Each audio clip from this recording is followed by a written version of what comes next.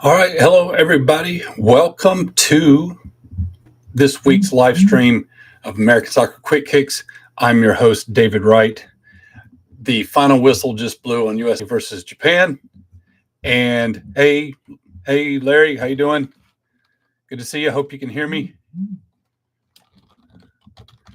Let me see. I've got people buzzing in. Give me just a second.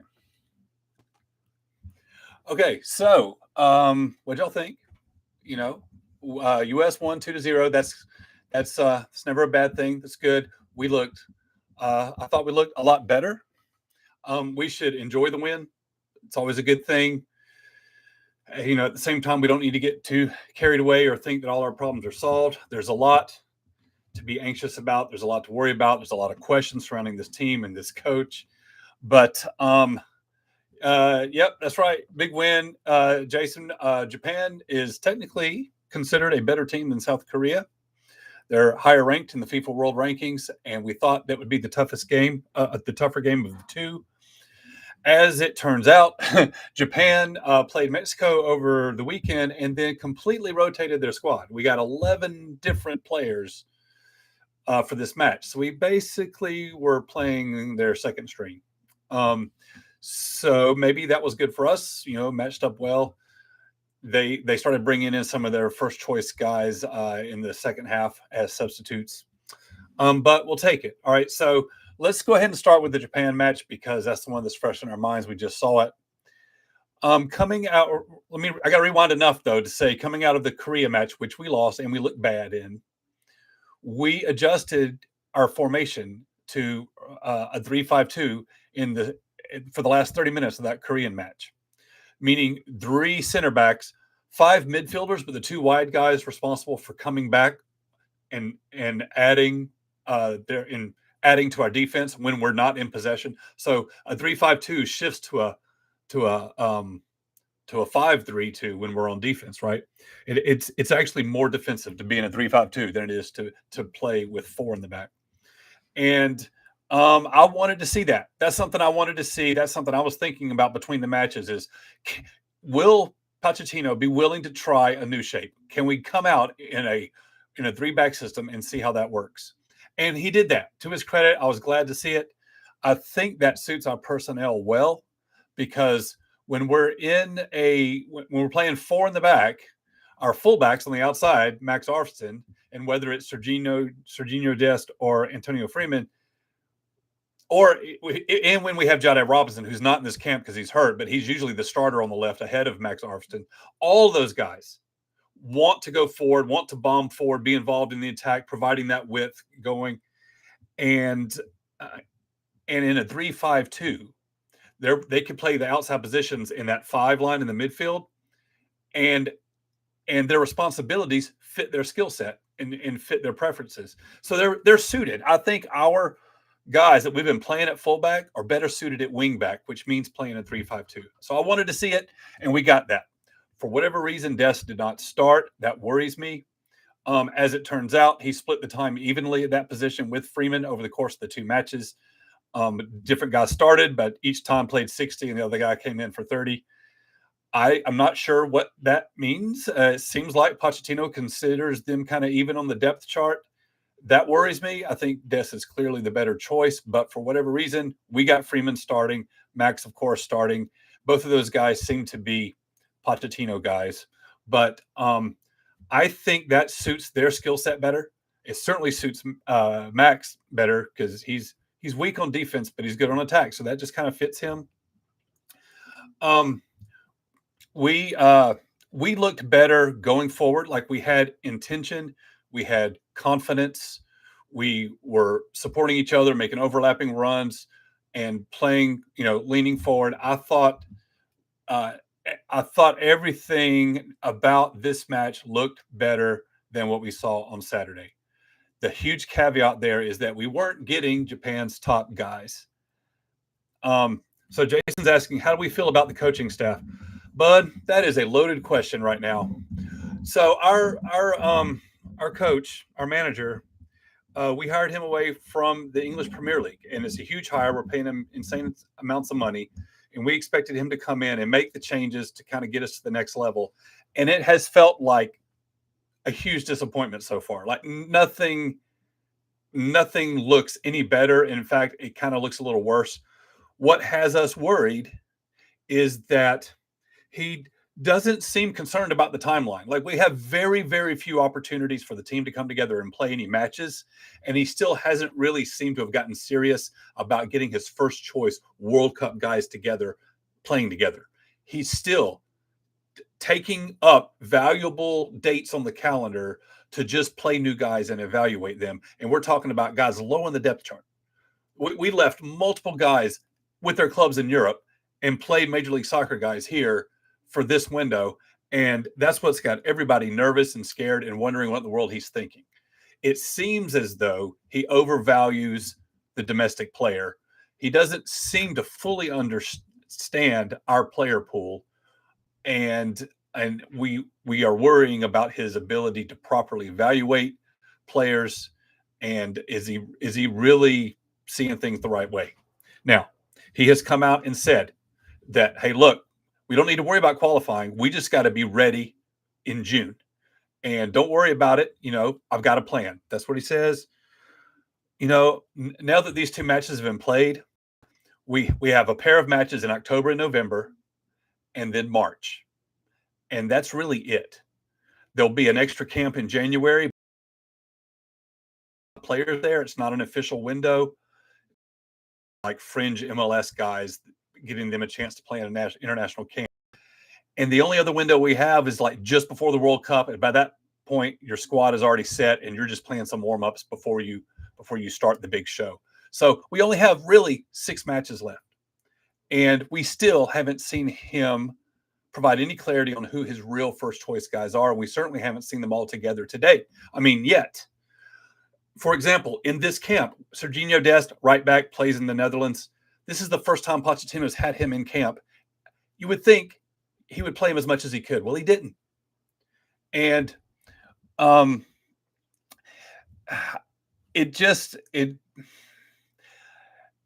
he has said that this is the last camp that they're going to take the time to evaluate players.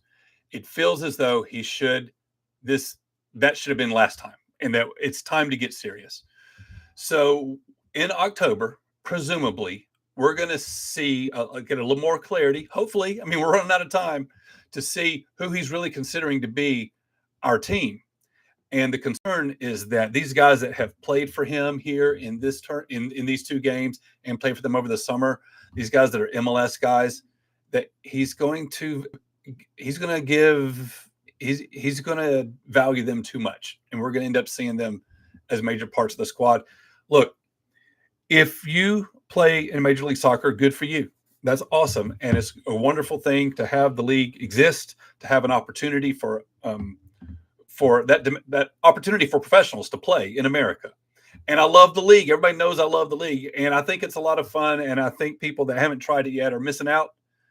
But when it comes to the international game, if you as a player, as an American, if you haven't been good enough to earn interest from European clubs, then guess what? You are not among the best American players that we have. You need to look at who we have playing overseas in the bigger, more competitive leagues. That's where you have to start. The floor is higher over there.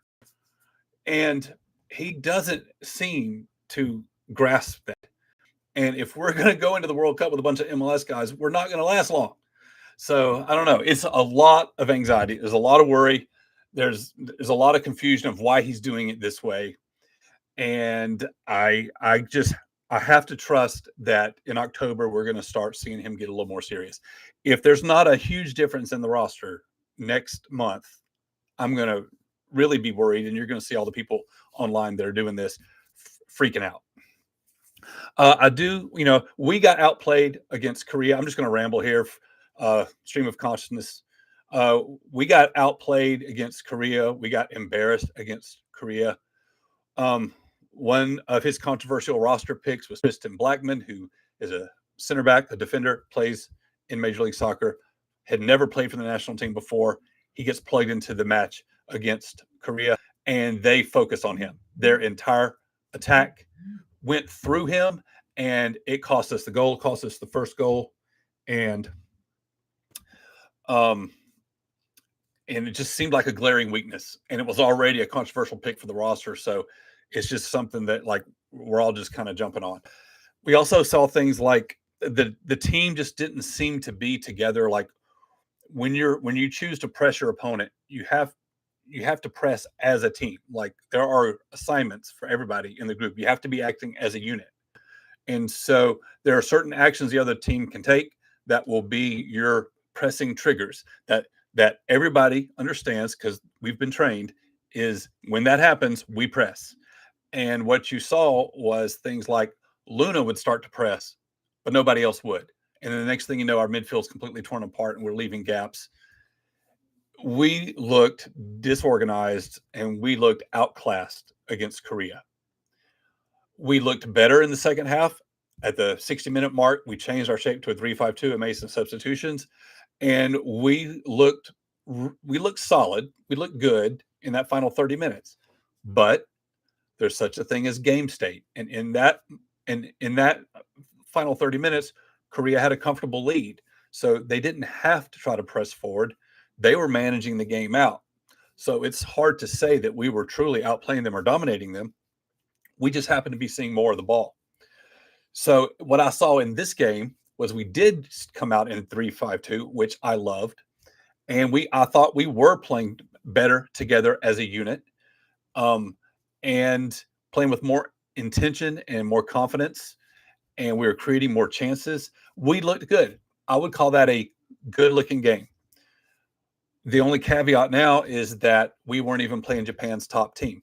I would like to think that if we had our top team, they would have managed their squad to put their top guys against us, because that's what I would want to see. So we got some great goals. I hope you saw it. Hope you watched the game. The first one was incredible. Max Arfsten, to his credit, playing at wing back. He's out wide. He sends that cross into the middle of the box. And Zendejas, who has not gotten a lot of looks with the U.S. team, and he plays professionally in Mexico.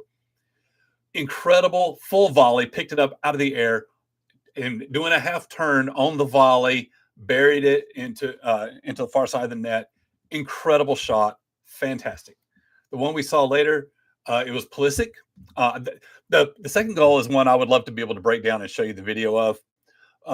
So it's a great example of a well-timed through ball. So the assist from Pulisic, he times his pass perfectly, and he has put the perfect amount of weight on it, which means it's fast enough to get past the defense, but not so much to get away from his teammate, which was Balogun. He put it right into his path.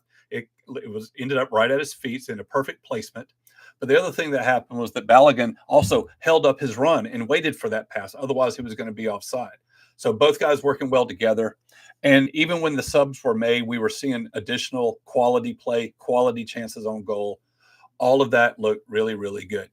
So it was also against Japan's B team. So, you also have to take that into account. The problem that we're faced with, it was quality goals, quality play. A lot of guys had good games. I'm pleased. We were not pleased Saturday. We got outclassed. We got embarrassed. This was a lot better. But the thing is, what can you take away from it? If these aren't our World Cup guys, if we're not really going to be playing Arfsten and Blackman and Freeman and Roldan, if we're not going to be playing these guys in the World Cup, that's great. They had a good game, but they're not our guys. So we still don't know what our squad's really going to look like.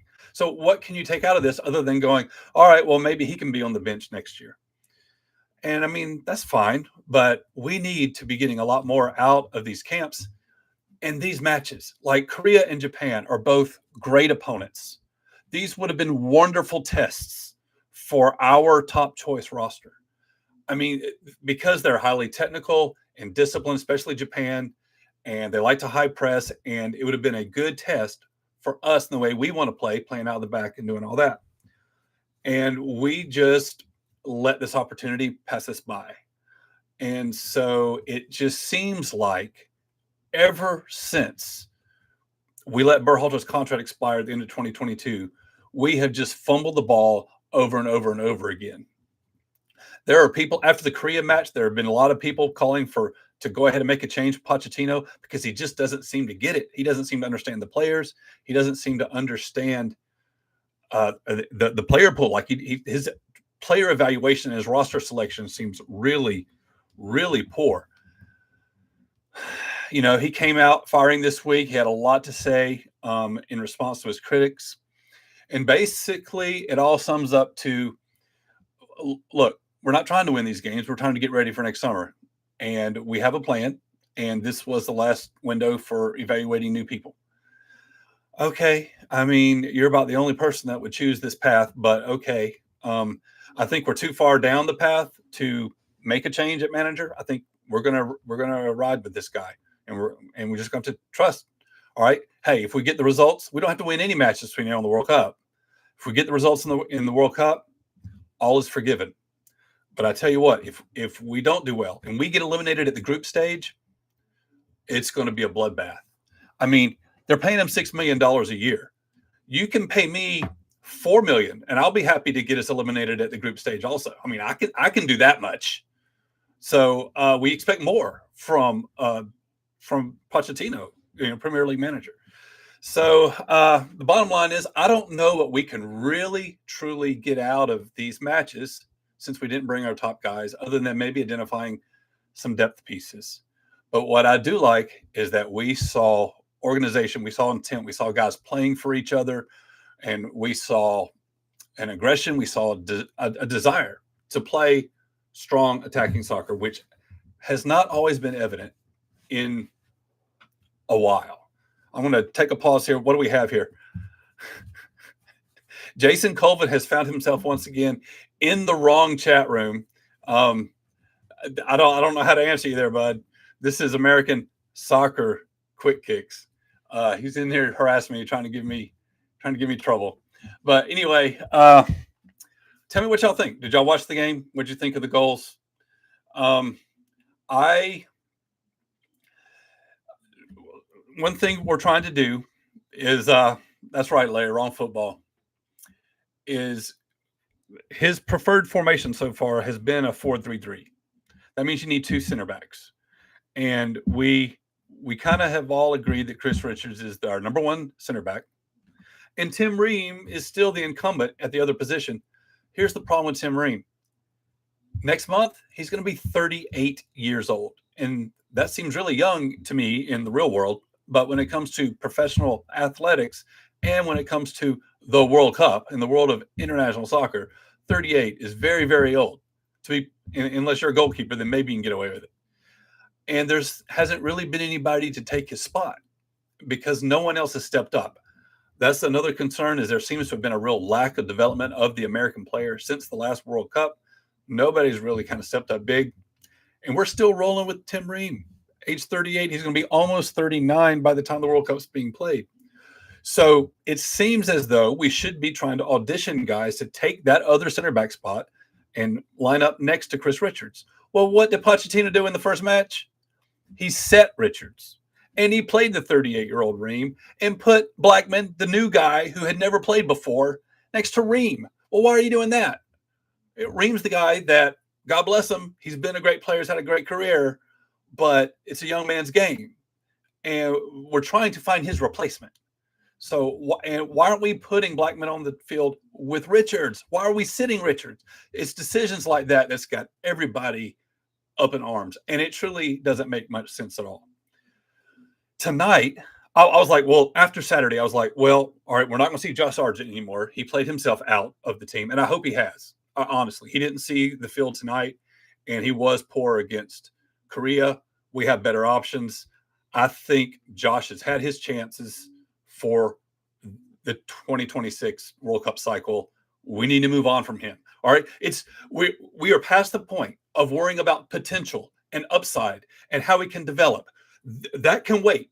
All that stuff can wait till after the World Cup. It's not about potential anymore. It's not about what ifs anymore. We need the best players now. And right now, that does not include Josh Sargent. So Josh needs to be out. And after Saturday, I thought, well, Tristan Blackman's out. He'll never play again. Well, tonight he did play. And I was like, wait a minute, he's playing and Ream is playing and Richards. What's going on? That's when I realized we were getting ready to play a 3-5-2, which means playing with 3 center backs instead of 2 center backs. Well, like I said, we're trying to find somebody to take Ream's place to line up with Richards. Like, we're having trouble finding 2 quality center backs. And now we're going to move to a formation maybe where we need 3, not just 2. Like, how are we going to do that? Well, we might not have 3 world-class center backs available to us. We have a couple of guys playing overseas in Europe. They're not getting a lot of minutes, and they're not playing great. They're not on Champions League clubs. So, we might not have the quality and the depth at center back to be able to play 3 strong guys there. But what if it's not a strength? If it's not a position of strength for us, why not add numbers, right? Instead of playing 2, play 3, get an extra guy in there, beef up the numbers to help out. So I think there's logic there. And by playing 3 in the back, then those outside lanes stay open for the wing backs, which are tracking up and down all night long. So they're providing width in the attack, but they're also dropping back for a 5-man defensive line when. All right, that's what I'm talking about when I'm talking about wing backs. And Arfston and Dest and Jedi and Freeman. All right, that's on the left and the right. All 4 of those guys are good at bombing. Make them wing backs. Let's stay in a 3-5-2, and we can bolster our defensive numbers while still going forward in the attack. So I like the change in formation. I wish we were deeper at center back. Let me see what else we got going on. Do you think he is looking for talent or teamwork? That's John, that's a real question. I feel like we've been missing both of them, haven't we? He does seem to. He's been casting a wide net and seeing a lot of people, being experimental with these rosters, and so that tells me he's looking for talent. All of this, I think, this pressure we have against the calendar and not enough windows left, and he's still evaluating talent. This is a ripple effect of making a change in the middle of the World Cup cycle. This is the consequence of waiting 6 months. It's already 3.5 years instead of 4 years between World Cups because the last one was played in December. All right, so it's already a short cycle. And then we had an interim while we waited around, and what are we going to do for a coach? Time wasted. And then what do? After all that, we just bring Berhalter back. So we wasted the time for no change. And then a year later, Berhalter, we fire him. And now, so all of that was wasted. And now we're bringing in this guy's a big hire, right? Swinging for the fences. But he's given, year and a half to try to acclimate himself to the American soccer scene, acclimate himself to the player pool, and he's just trying to get his bearings. And so here we are. And I think maybe, to answer your question, he has been looking for talent, but the search has to end. Like, whatever he's found is what we're going to have to go with, because it's time to switch gears and start focusing on the tactics. And until you've got some stability in your lineup, it's hard by the nature of the game to really be able to develop that teamwork, but where you're working well together and anticipating each other's moves and knowing where the passes are going to go and all that kind of stuff. And so I felt like we saw a little bit of that tonight. We saw an improvement in that area tonight. And it was also, it would have been extremely valuable to have our top guys at the Gold Cup, because that was a 3-day camp of being able to play together, train together for over a month. And that was an opportunity that was lost on us. So it's time to turn the page and not worry about talent evaluation anymore. He needs to make firm decisions on who his guys are, and then he needs to start looking at implementing tactics, implementing game plans, implementing styles of play, and train.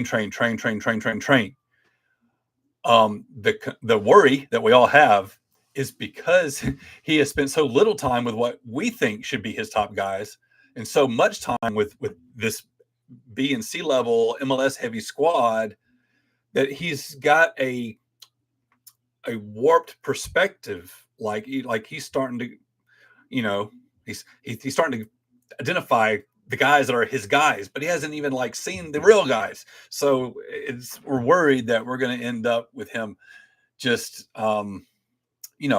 playing favorites in a bad way, where because he's only been focusing on this level of player, that that level is going to be kind of overrepresented in our final roster. And when you see things like him starting Freeman over Dest tonight, that only adds to those fears. So we don't have much choice other than to trust the process and see what happens. I don't think, despite any wailing and gnashing that you hear online, I don't think there's going to be any changes before the World Cup. We're not going to fire this guy. So we just need to trust the process. And I am going to be looking for a very different roster. I want to see McKinney. I want to see Jedi. Lord willing, he's healthy. I want to see Pepe. I would rather see Aiden Morris and Tanner Tessman. These are guys that play in Europe. Not at Morris is at the B level in England, and Tessman, I believe, is in Italy. But that's got to be better than MLS. I mean, we need to get these European guys in. So anyway, we have games in October. We're going to be playing Ecuador in Australia. And in November, we're going to come back and we're going to play Uruguay and Paraguay. And all of these are great opponents. Most of them, maybe all of them, have already finished qualifying for the World Cup. So that's good. That's kind of breaking in our favor. All right. So we're worried about who we're going to be able to play. Well, the people that have already qualified, well, this is World Cup caliber opposition that are now free to book games with us. So that part seems to be working out. So I'm excited about the opposition. We got games coming up in October and November. All important. I mean, it doesn't get more important in our World Cup prep. It's going to be all about October and November. Those 4 matches are absolutely huge because it's a wasteland between now and the World Cup, except for the month of March. And that'll be the only little island where we can get a camp together, get a roster together, and try to further refine what we're doing. So where we are now versus where we're going to be at the end of November is going to tell the story of where we are in preparing for the 2026 World Cup that we'll be playing at home. Guys, I don't know how long I've been going. 27 minutes. Hey, all these end up landing at around the same amount of time. I think I can wrap it up right there unless anybody's got any questions. It does feel good to win. Still have a lot of concerns and a lot of worries. And I want to see a different roster in October. We will see how that goes. Guys, I'm going to get out of here. Major League Soccer returns to action. We have the U.S. Open semifinals next week. I want you to watch some soccer with me, and I'll talk to you next time.